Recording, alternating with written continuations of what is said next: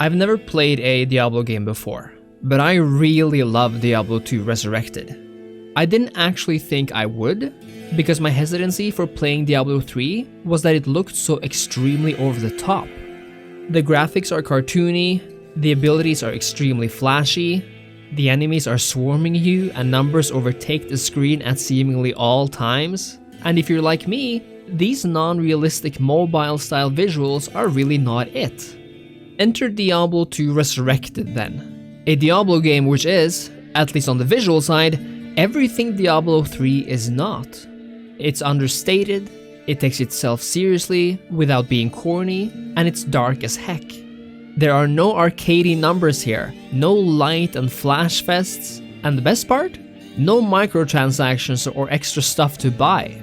It's all right here in the game, everything you'll ever need. I'm no inherent fan of isometric role-playing games, but I do absolutely love some. And while Diablo is less like actual CRPGs and more like an RPG dungeon crawler with loot chasing, it retains some of that RPG magic because of how serious everything seems. Our journey begins with choosing a class, and even though they all begin in the same camp and go through the same story, your class actually determines much of what you can and cannot wear or wield. And depending on your playstyle, you'll be much better off with some over others.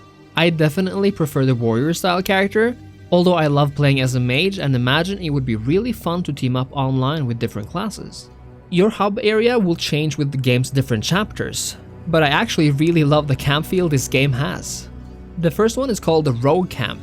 It's dark and really gives off the feeling that you're in a land where you shouldn't be. There's danger and evil outside these wooden palisades, but at least in here, we're safe.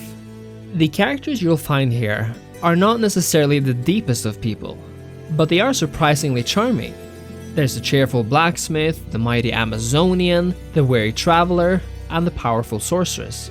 And the more you play, the more characters you will come across who will join your camp. They're all voiced mostly really well as well, and combined with the melancholic yet foreboding music, the camp turns into a really great resting place for selling your loot, buying new weapons and armor, or just a place to escape to when you need a place to not die. It was a really weird change of pace to me to run around this world, hold a button to attack enemies, and have them die in one hit. It was weird, but felt oddly satisfying.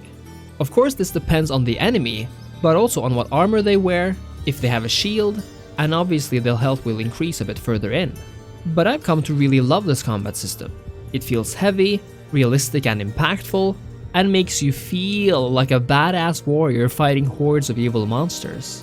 It starts really easy, but will in the span of perhaps the first hour turn a lot harder the further in you go, which makes it important to not just get better gear, but to know when to use your abilities, and when to just run away, or even bait the enemy into choke points where you can pick them off from afar. Diablo 2 actually becomes really hardcore, sometimes too quickly, but even though the balancing can be a bit off, you learn to be more wary as you go, a lot more careful.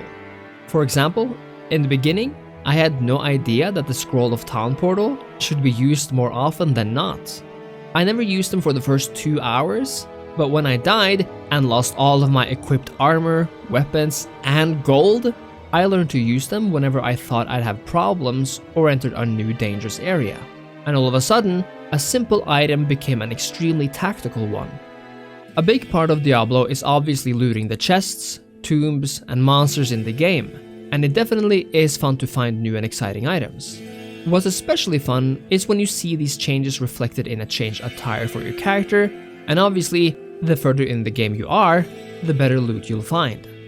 It's also super awesome that you can actually quickly change between how Diablo 2 looks now and how it looked back in the day. The difference is astonishing and really shows how far we've come. This game is actually really beautiful, and whenever we're talking about the character models, magic effects, or the areas, everything looks sharp and detailed, and I love the semi-realistic look so much more than the more cartoony style of many modern looter games. I've tried this game on both console and PC, and I actually prefer the console version. I enjoy having my abilities readily available at the click of a button, and I even think the combat UI is a lot more easy to use with a controller, which you can use on a PC too, by the way, thank God. And now onto some things that are not so good that you should be aware of, in no particular order. Diablo 2 is a 21-year-old game, and in certain areas, it really shows. It has horrible item management with an much too small backpack, so you'll always want to return to camp since you'll more often than not find yourself over-encumbered. This is not game-breaking for me, but it is annoying and frustrating and way too strict. This also ties into the potion system, which does not automatically refill with available potions but needs to be manually placed into your slots. It's just something you do way too often and is a real chore. It also feels unnecessary that we have a stamina bar, making it tedious to balance when you run and when you walk, although this won't be a bigger problem later in the game when you've hopefully leveled stamina. When it comes to the dying part, I feel like the game is way too hardcore in this aspect.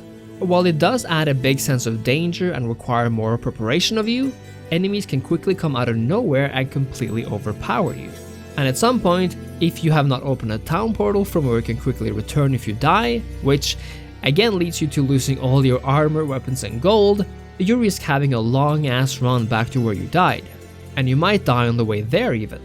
And even though the town portal is a fun mechanic, it can easily be gamed and exploited, which I did myself when I was this close to dying against a horde of enemies or a boss, allowing me to escape from the area, heal up, and return to the exact same spot as before. It's an easy way in and out, and one I suppose is necessary when the penalty for dying is so harsh. But again, some of the balancing seems a bit off here. The game is also quite bad at explaining how some things work or why they stop working.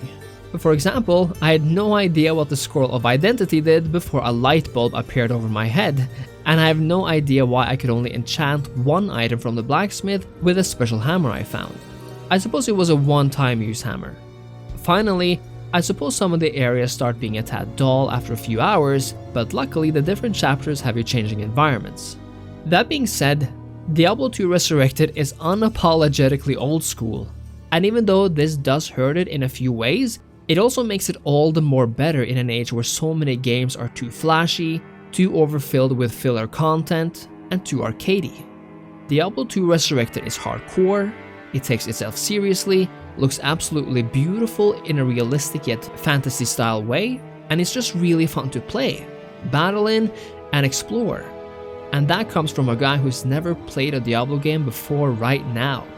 And that begs the question, if you're a veteran, what do you think of Diablo 2 Resurrected? And if you're not a veteran, do you have the same experiences as me? Or have you yet to even played the game? Let me know in the comments down below, and if you enjoyed the video, I really hope you'd consider leaving a like and subscribing to the channel. I'd really appreciate it. Thank you so much for watching, and I'll see you next time. Cheers!